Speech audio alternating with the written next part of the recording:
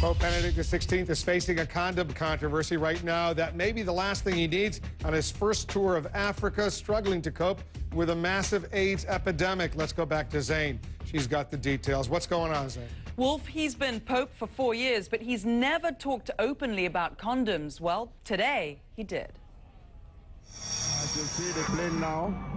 Pope Benedict XVI set off another political firestorm, even before he landed in Africa, saying condoms could make the HIV/AIDS crisis worse. He told reporters it's a tragedy that you can't resolve it with the distribution of condoms. On the contrary, it increases the problem. Health experts disagree. Because condoms have been proven time and again to play a major role in the prevention of the transmission of HIV infection. There's no evidence whatsoever to indicate that the distribution of condoms to people who would be using condoms in any manner or form makes them engage in more risky sexual activity. From Cameroon, the Pope will go to Angola, and what the Pope says matters in Africa.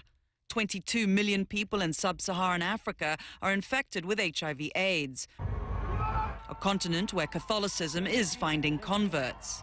Oh, it's a pleasure to receive the Pope today. Even amidst the greatest suffering, the Christian message always brings hope. The Vatican is pushing sexual abstinence and one-partner relationships to fight HIV/AIDS. In certain circumstances, abstinence is important. And obviously, if you don't have sexual relations, you're not going to get HIV through a sexual contact. But it has its place.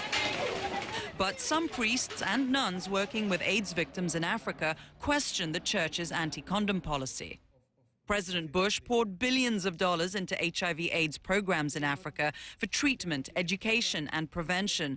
But like the Pope's message, those programs stressed abstinence and monogamy while downplaying the role of condoms. In light of the Pope's comments, experts say people really just need to listen to the healthcare workers and experts and the community leaders on how to avoid HIV infection. Some experts say that with all due respect to the Pope, this is a health issue and not a religious issue. Wolf, the church would argue it's a morality issue. As we reported yesterday here in the Situation Room, we got a serious AIDS, HIV problem right in the District of Columbia itself. All right, Zane, thanks very much. Let's go back to Jack for the conference.